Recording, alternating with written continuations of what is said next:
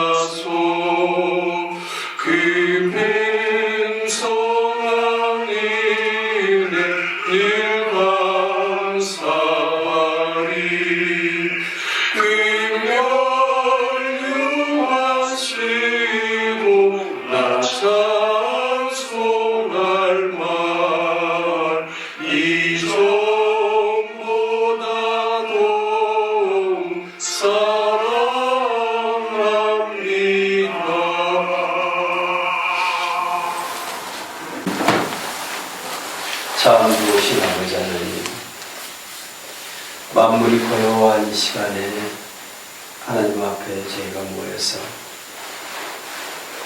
우리의 신경을 하나님께 드리고 또 주의 음성의 귀를 기울일 수 있도록 건강과 또 은혜를 주셔서 감사합니다. 하나님, 우리의 능력으로는 주님 앞에 한 발자국도 나아갈 수 없는 나약한 존재고 연약하며 또 우리 늘 넘어지는 그런 존재인 것을 주님 앞에 고백합니다. 그렇지만 우리에게 소망이 있는 것은 큰 대제사장이신 우리 주 예수 그리스도께서 아버지 보좌 우편에 계셔서 우리를 대변하시고 우리의 연약함을 긍휼히 여기시고 아버지 앞에 태어나고 계시니 얼마나 감사를 드리겠습니다. 다시 오실 그 주님을 기다리는 마음으로 주님의 그 본 모습 그대로 볼 소망을 가지고 날마다 우리의 심령을 정결케 하는 그런 거룩한 백성이 될 수 있도록 인도해 주옵소서. 하나님, 이 나라를 참 많은 사람들이 걱정을 합니다. 많은 개신교의 리더들이 또 참 분별하지 못하고 참 믿지 않는 영혼들에게 웃음거리를 제공하는 참 마지막 시대를 살고 있습니다. 주의 말씀에 비춰봐도 아닌 것을 많은 사람들을 선동하고 옳지 않은 길로 인도하고 있는 잘못된 참 리더들을 볼 때마다 마지막 시대를 사는 저희가 얼마나 말씀에 창념해야 되고 분별해야 되는지를 깨닫게 됩니다. 하나님, 그렇지만 주를 악망하고 주님의 말씀만을 기리며 주님의 뜻만을 구하는 그런 순교인 거룩한 백성들의 기도를 들으시고 주 나라를 지금까지 보호해 주신 하나님 감사를 드리고 이 올라가는 종국이 속히 종결이 되고 새로운 소망을 볼 수 있는 나라로 하나님 그렇게 인도해 주시기를 간절히 기도합니다. 이 로뎀나무 교회에 속해 있는 사랑하는 성도들을 기억하여 주옵소서. 아직은 연약하고 또 어떻게 살아야 할지를 잘 모르는 하나님을 경험하지 못하는 수많은 백성들이 있습니다. 하나님, 주의 부르심을 후회 없다 하신 말씀을 기억합니다. 불러주셨사오니 온전히 주의 백성으로 거듭날 수 있도록 은혜를 베풀어 주시고 그 마음 안에 하나님 두기를 즐거워하고 날마다 삶 가운데서 하나님께 가까이 나아오는 우리 거룩한 성도들 다 될 수 있도록 축복하여 주옵소서. 아멘. 오늘도 말씀을 저희가 대합니다. 주의 기이한 법을 날마다 깨달아 알 수 있는 눈을 열어주시고 그래서 말씀이 송이꿀보다도 더 단 그런 말씀이 될 수 있도록 각자에게 은혜로 함께하여 주옵소서. 애쓰시는 목사님, 엘리사가 엘리야의 영감을 2배로 원했던 것처럼 하나님, 우리 목사님께도 2배의 영감이 임하셔서 말씀 속에 감춰진 그 비밀한 것을 잘 풀어서 그 감동이 고스란히 우리 가운데 전해질 수 있도록 은혜를 다하여 주옵소서. 예수님의 이름으로 기도합니다. 아멘. 오늘 귀한 새벽에도 주님 앞에 나와 예배드리시는 우리 모든 성도님들 가운데 하나님 주시는 은총이 넘치는 그 귀한 날 사시기를 주님의 이름으로 축복합니다. 오늘 함께 같이 나누실 말씀은 출애굽기 14장 말씀입니다. 출애굽기 14장 1절에서 31절 말씀을 교독하시겠습니다. 출애굽기 14장 1절에서 31절입니다. 여호와께서 모세에게 말씀하여 이르시되 이스라엘 자손에게 명령하여 돌이켜 바다와 믹돌 사이에 비아히롯 곧 바알손 맞은편 바닷가에 장막을 치게 하라. 바로가 이스라엘 자손에 대하여 말하기를 그들이 그 땅에서 멀리 떠나 광야에 갇힌 바 되었다 하리라. 내가 바로의 마음을 완악하게 한즉 바로가 그들의 뒤를 따르리니 내가 그와 그의 온 군대로 말미암아 영광을 얻어 애굽 사람들이 나를 여호와인 줄 알게 하리라 하시매 우리가 그대로 행하니라. 그 백성이 도망한 사실이 애굽 왕에게 알려지매 바로와 그의 신하들이 그 백성에 대하여 마음이 변하여 이르되 우리가 어찌 이같이 하여 이스라엘을 우리를 섬김에서 놓아 보내었는가 하고 바로가 곧 그의 병거를 갖추고 그의 백성을 데리고 갈새 선발된 병거 600대와 애굽의 모든 병거를 동원하니 지휘관들이 다 거느렸더라. 여호와께서 애굽 왕 바로의 마음을 완악하게 하셨으므로 그가 이스라엘 자손의 뒤를 따르니 이스라엘 자손이 담대히 나아갔습니다. 애굽 사람들과 바로의 말들, 병거들과 그 마병과 그 군대가 그들의 뒤를 따라 바알스본 맞은편 비아히롯 곁 해변 그들이 장막친 데 미치니라. 바로가 가까이 올 때 이스라엘 자손이 눈을 들어 본즉 애굽 사람들이 자기들 뒤에 이르지라. 이스라엘 자손이 심히 두려워하여 여호와께 부르짖고 그들이 또 모세에게 이르되 애굽에 매장지가 없어서 당신이 우리를 이끌어내어 이 광야에서 죽게 하느냐? 어찌하여 당신이 우리를 애굽에서 이끌어내어 우리에게 이같이 하느냐? 우리가 애굽에서 당신에게 이른 말이 이것이 아니냐? 이르기를 우리를 내버려 두라. 우리가 애굽 사람을 섬길 것이라 하지 아니하느냐? 애굽 사람을 섬기는 것이 광야에서 죽는 것보다 낫겠노라. 모세가 백성에게 이르되 너희는 두려워하지 말고 가만히 있어서 여호와께서 오늘 너희를 위하여 행하시는 구원을 보라. 너희가 오늘 본 애굽 사람을 영원히 다시 보지 아니하리라. 여호와께서 너희를 위하여 싸우시리니 너희는 가만히 있을지니라. 여호와께서 모세에게 이르시되 너는 어찌하여 내게 부르짖느냐? 이스라엘 자손에게 명령하여 앞으로 나아가게 하고 지팡이를 손을 바다 위로 내밀어 그것이 갈라지게 하라. 마른 땅으로 행하리라. 내가 애굽 사람들의 마음을 완악하게 하게 할 것인즉 그들이 그 뒤를 따라 들어갈 것이라. 내가 바로와 그의 모든 군대와 그의 병거와 마병으로 말미암아 영광을 얻으리니 내가 바로와 그의 병거와 마병으로 말미암아 영광을 얻으리라. 애굽 사람들이 나를 여호와인 줄 알리라 하시더니 이스라엘 진 앞에 가던 하나님의 사자가 그들의 뒤로 옮겨가매 구름 기둥도 앞에서 그 뒤로 옮겨 애굽 진과 이스라엘 사이에 이르렀으니 저쪽에는 불과 바람이 있고 이쪽에는 강력한 영으로 밤새도록 저쪽이 이쪽에 가까이 못하였거나. 모세가 바다 위로 손을 내밀매 여호와께서 큰 동풍이 밤새도록 바닷물을 물러가게 하시니 물이 갈라져 바다가 마른 땅이 된지라. 이스라엘 자손이 바다 가운데를 육지로 걸어가고 물은 그들의 좌우에 벽이 되니 애굽 사람들과 바로의 말들 병거들과 그 마병들이 다 그들의 뒤를 추격하여 바다 가운데로 들어오는지라. 새벽에 여호와께서 불과 구름 기둥 가운데서 애굽 군대를 보시고 애굽 군대를 어지럽게 하시며 그들의 병거 바퀴를 벗겨서 달리기가 어렵게 하시니 애굽 사람들이 이르되 이스라엘 앞에서 우리가 도망하자. 여호와가 그들을 위하여 싸워 애굽 사람들을 치는도다. 여호와께서 모세에게 이르시되 내 손을 바다 위로 내밀어 물이 애굽 사람들과 그들의 병거들과 마병들 위에 다시 끓게 하라 하시니 모세가 곧 손을 바다 위로 내밀매 새벽이 되어 바다의 힘이 회복된지라.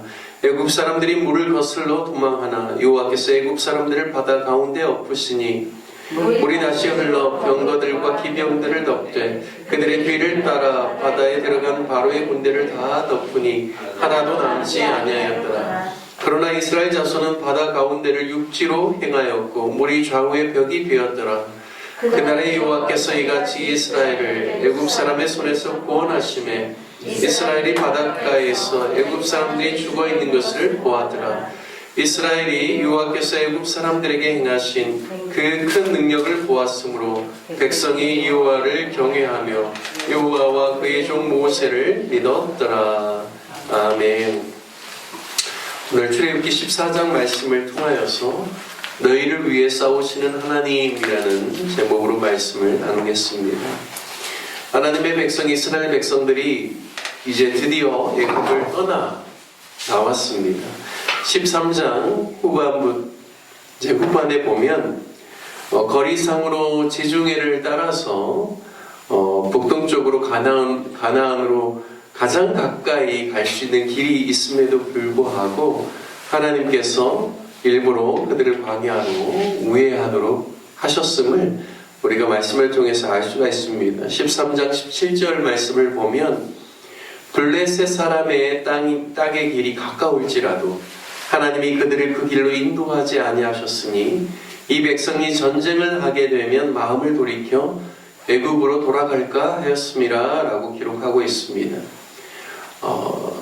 블레셋 사람들과의 전투에서 분명히 이스라엘 백성들의 마음이 심히 낙담되어서 그들이 가나안 땅으로 들어가려고 하지 않고 애굽으로 돌아가려 할 것이다. 하나님께서 미리 예측하시고 그들의 길을 홍해의 광야길로 돌려 백성을 인도했다라고 기록하고 있습니다. 하나님께서는 이집트에서 종살이를 하면서 전쟁을 해본 적이 없는 이스라엘 백성들의 약한 마음, 그리고 그들의 두려운 마음, 그들의 그러한 특성을 하나님께서 너무나 잘 아시고 직진하지 아니하시고 우회하는 돌아가는 길을 선택하셨다 말씀합니다. 그래서 고센 땅에서 숫곳을 떠나서 광야 끝 에담에 장막을 쳤다라고 합니다. 여기까지는 그 방향이 북동쪽으로 이렇게 가는 방향입니다. 하지만 오늘 본문 2절에 보면 이게 돌이켜라는 말이 나오는데요. 또 돌처라는 말로도 개역 한글판에는 써 있습니다. 하나님께서 갑자기 방향을 바꾸셨다라는 것이죠. 방향을 북동쪽에서 남쪽 또는 남동쪽으로 행군하도록 그 방향을 하나님께서 트셨습니다. 2절 말씀에 보니까 오늘 본문 돌이켜 바다와 믹돌 사이의 비아히롯 앞 곧 바알스본 맞은편 바닷가에 장막을 쳤다 말씀합니다. 이곳은 홍해를 바라보고 있는 막다른 길입니다. 왜 하나님께서 이런 경로를 택했을까요? 대부분 국경을 지나가려면 국경을 넘을 수 있는 길로 가죠. 근데 그곳에는 누가 있습니까? 항상 어느 나라나 군대가 주둔해 있습니다. 국경 수비대가 있죠. 하나님께서는 일부러 이러한 길을 통하여서 최대한 이스라엘 백성들이 이집트 병사들과의 충돌을 피하기 위해서 하나님께서 이러한 길을 선택하셨다는 것을 우리가 알 수가 있습니다. 그래서 애굽 왕 바로는 그들이 그 땅에서 멀리 떠나 광야에 갇힌 바 되었다고 이렇게 표현하고 있습니다. 그러니까 바로는 이스라엘 민족이 백성들이 길을 몰라서 아마 저들이 저런 길로 갔겠구나라고 생각했던 것 같습니다. 이제 하나님께서 미리 그것을 예측하시고 모세에게 말씀하시죠.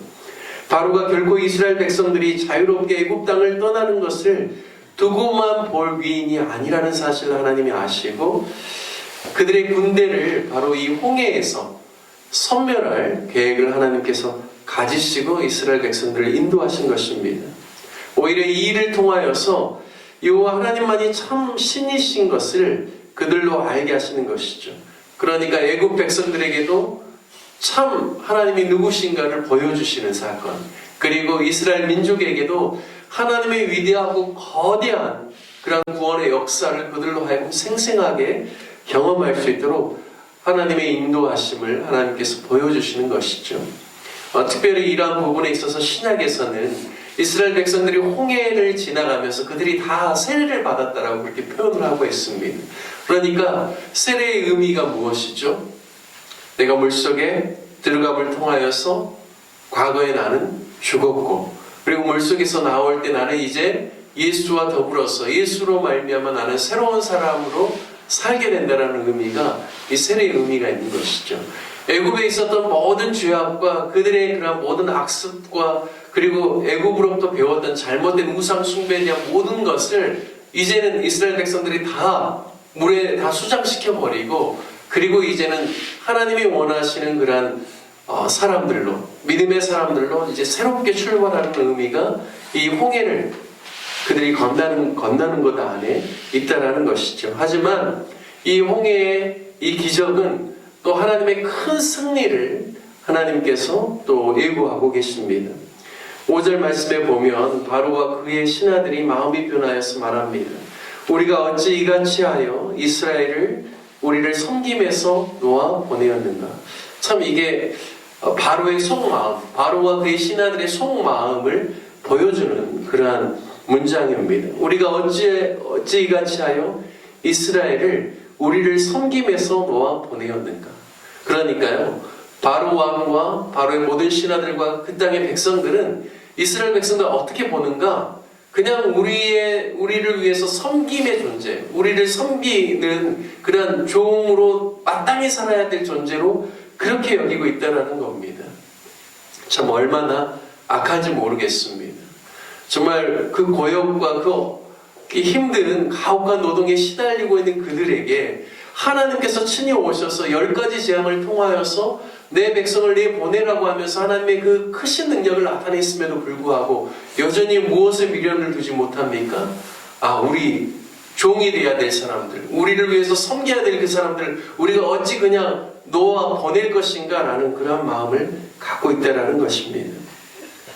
바로와 그의 신하들을 가히 사단적이라고 할 수 있습니다.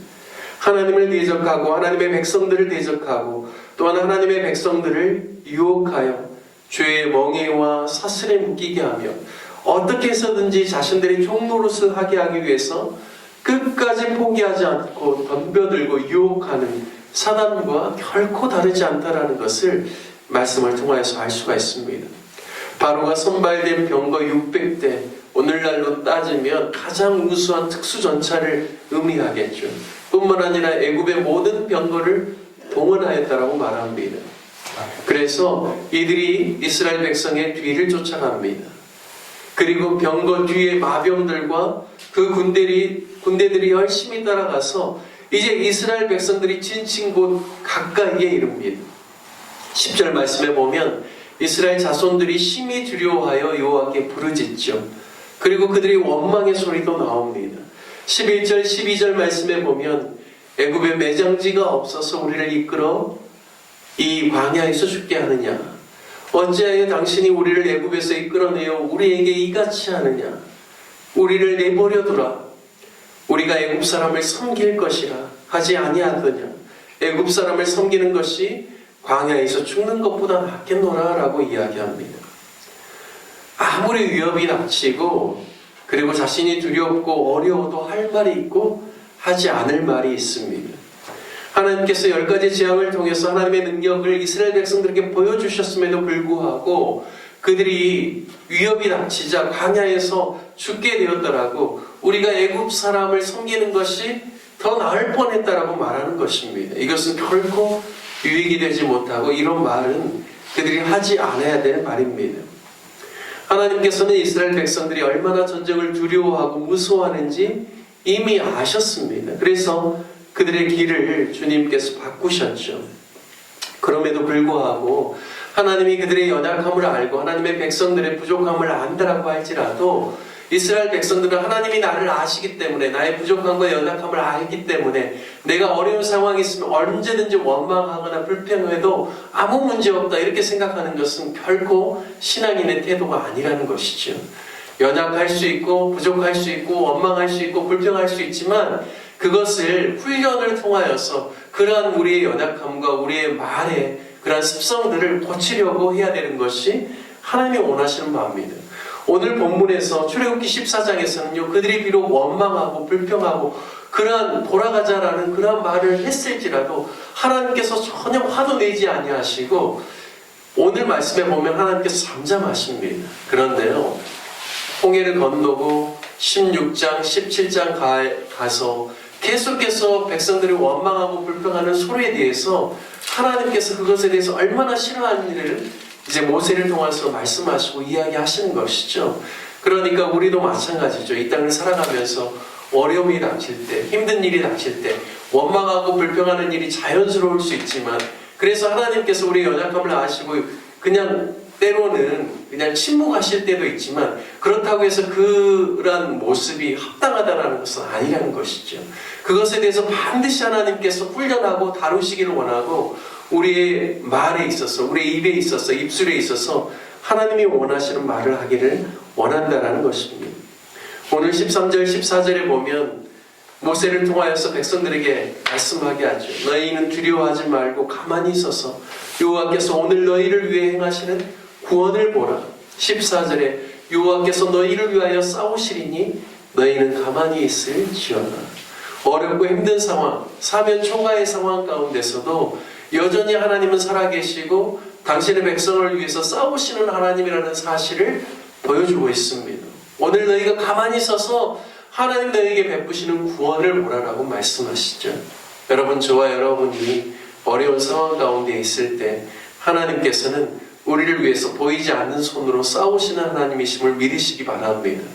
여러분, 우리가 아무것도 할 수 없을 때 오히려 하나님을 잠잠히 바라보며 그분이 우리 가운데 행하실 구원을 바라보며 기대하며 오히려 믿음으로 주님 행하실 일을 바라볼 수 있는 저와 여러분 되시기를 주님의 이름으로 축복합니다. 아멘. 원망과 불평이 아니라 하나님께 부르짖고 하나님의 구원을 기대하고 믿음으로 나아가는 저와 여러분 되어 오늘 출애굽기 14장을 통하여서 홍해 가운데서 사단적인 모든 것들을 주님께서 쓸어버리시고 당신의 백성에 대해서는 새롭게 하시는 하나님의 그 놀라운 역사를 저와 여러분이 경험하게 되시기를 주님의 이름으로 축복합니다. 아멘. 함께 말씀 적용하며 기도하기를 원합니다.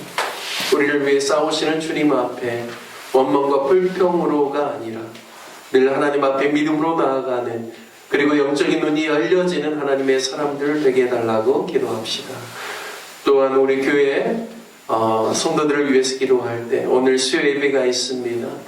또 모든 자직들과 성도님들이 예배를 사모하는 마음, 주중에도 늘 하나님을 기억하고 하나님께 나아가고자 하는 그런 마음, 또 하나님께 예배하고자 하는 마음을 부어주시도록 함께 같이 기도해 주시고, 또 새롭게 2월부터 시작된 그런 목장 사역 가운데 하나님께서 함께 해주셔서 내게 목장이 모이기를 힘쓰고 서로 믿음 안에서 격려하며 아름다운 공동체로 세워질 수 있기를 위해서 네 분의 목장의 리더들을 위해서 또 함께 기도해 주시기를 부탁드리겠습니다.